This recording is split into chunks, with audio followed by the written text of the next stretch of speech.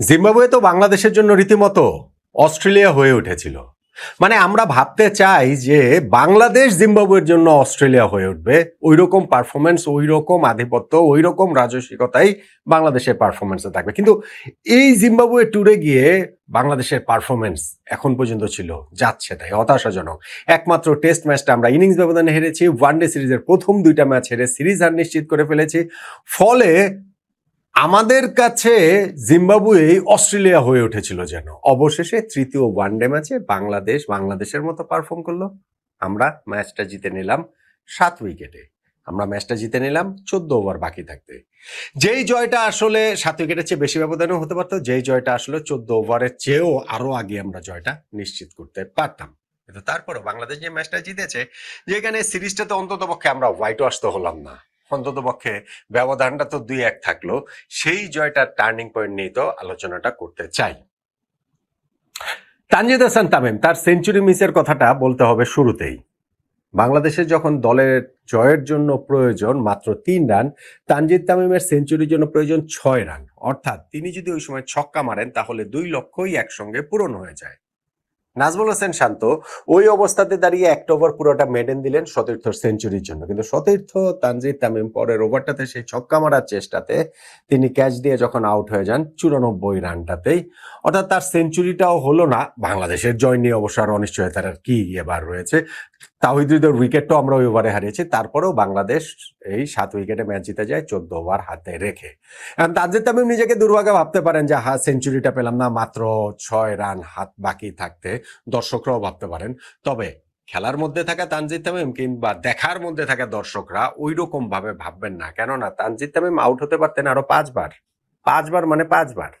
মানে তিনি যখন 7 রানে ছিলেন তখন ক্যাচ তুলে দিয়েছিলেন, স্কোয়ার লেগ ফিল্ডার একটুর জন্য সেটা পান নাই। 27 রানে লাইফ পেয়েছেন, 37 রানে লাইফ পেয়েছেন, 60 রানে লাইফ পেয়েছেন, 65 রানে লাইফ পেয়েছেন। এতগুলো লাইফ পাওয়ার পর যখন 94 রানে তিনি আউট হন, সেটাকে আর দুর্ভাগ্যটা বলবেন কিভাবে? দুর্ভাগ্য বলার আসলে কোনো কারণ নেই। ইনফ্যাক্ট সৌম্য সরকার 50 করেছেন যে তিনিও লাইফ পেয়েছেন। জিম্বাবুয়ে আজকে একের পর এক ক্যাচ ফেলেছে, যেই কারণে প্রথম 2 ওয়ানডে ম্যাচে আমরা যে 142 রানের টার্গেটে জিততে পারি নাই, সেকেন্ড ম্যাচটাতে যে 248 রানের টার্গেটে জিততে পারি নাই, এই ম্যাচে তাই 200 রানের টার্গেট আমাদের জন্য অনেক সহজ হয়ে যায় জিম্বাবুয়ের ফিল্ডারদের একের পর এক ক্যাচ মিসে এবং সৌম্য সরকার তানজিদ হাসান তামিমের সেই সুবাদে 151 রানের ওপেনিং পার্টনারশিপটাতে। সেই ওপেনিং পার্টনারশিপেই আমরা ম্যাচ জয়টা করতে নিশ্চিত করে ফেলি। সৌম্য 69 রানের পরে গিয়ে আউট হলো, আর তানজিদ তামিম বললাম যে শেষ দিকে গিয়ে আউট হয়েছেন। কিন্তু বাংলাদেশের জয় নিয়ে কোনো সময় অনিশ্চয়তার জায়গা তৈরি হয়নি। প্রথম 10 ওভারে আমরা 59 রান তুলে ফেলেছি বিনা উইকেটে, এবং তারপরে সেই ধারাবাহিকতায় পরে ওপেনিং পার্টনারশিপটাই 150 রানের হয়ে গিয়েছিল। এখন জিম্বাবুয়ে যে 199 রান করেছে, এর চেয়ে কম রানে আমরা তাদেরকে আটকে ফেলতে পারতাম, আটকে ফেলাটা উচিত ছিল। কিন্তু ওইখানটা তো 2টা ক্যাচ মিসের গুরুত্ব খুব বেশি।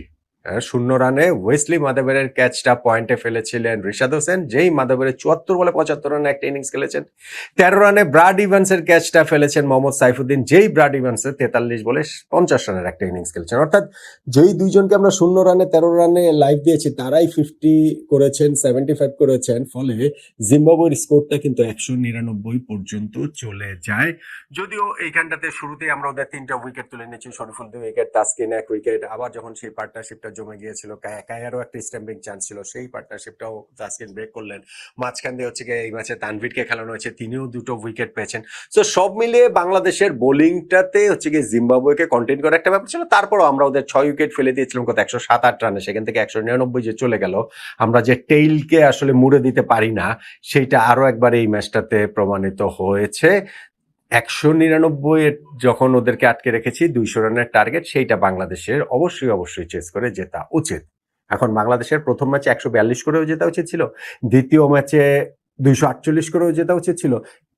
সেই 2টা ম্যাচের একটাও যদি জিততে পারিনি, তাই আজকে 200 রানের টার্গেটে জিততে পারবো কিনা ওইটা একটা অনিশ্চয়তার জায়গা তো থাকেই। হ্যাঁ, তানজিদ হাসান তামিম ও সৌম্য সরকারের 151 রানের জুটিতে সে অনিশ্চয়তা দূর হয়ে গেছে, এবং সেই জুটি গড়ার ক্ষেত্রে সবচেয়ে গুরুত্বপূর্ণ রোল প্লে করেছেন জিম্বাবুয়ের ফিল্ডাররা। ওই অত সুযোগ আসলে আমাদেরকে দিয়ে অতগুলো ক্যাচ মিস করে। সৌম্য সরকারকে তো লাইফ দেওয়া হয়েছে যখন তার 8 রান, আর তানজিদ তামিমের কথা বলছিলাম, তার 7 রান, 27 রান, 37 রান, 60 রান, 65 রানে 5-5টা লাইফ দিয়েছে। ফলে এতগুলা চান্স পাওয়ার পরেও যদি বাংলাদেশ আমরা না জিততে পারি তাহলে আর কিভাবে কি? সিরিজটা আমরা হেরে গিয়েছি, আগেই হেরে গিয়েছি এই ম্যাচের আগে, কিন্তু অ্যাটলিস্ট শেষ ম্যাচটা জিতে একটু মুখ রক্ষা হলো, কিঞ্চিত আমরা একটা কনফিডেন্স নিয়ে সিরিজটা শেষ করতে পারলাম। ওয়ানডে সিরিজ আমরা এইটা একটা ব্যতিক্রম সিরিজ, ওইভাবে আসলে ভবিষ্যতের সিরিজগুলোর পারফরমেন্স দেখতে পারি। এবং আগামী বছর যেহেতু এই অঞ্চলটাতেই ওয়ার্ল্ড কাপটা হবে, ওয়ানডে ওয়ার্ল্ড কাপ, তার আগে এটা খুবই ভ্যালুয়েবল এক্সপিরিয়েন্স আমাদের টিমটার জন্য হলো। সিরিজ হারের পরও লাস্ট ম্যাচের এই জয়টা বাংলাদেশকে কনফিডেন্স দেবে নিঃসন্দেহে। আর বাংলাদেশের এই জয়ের টার্নিং পয়েন্ট প্রিটি ইজি, খুবই সহজ। সেটা হচ্ছে গিয়ে আমাদের এত গুলো সুযোগ পাওয়া।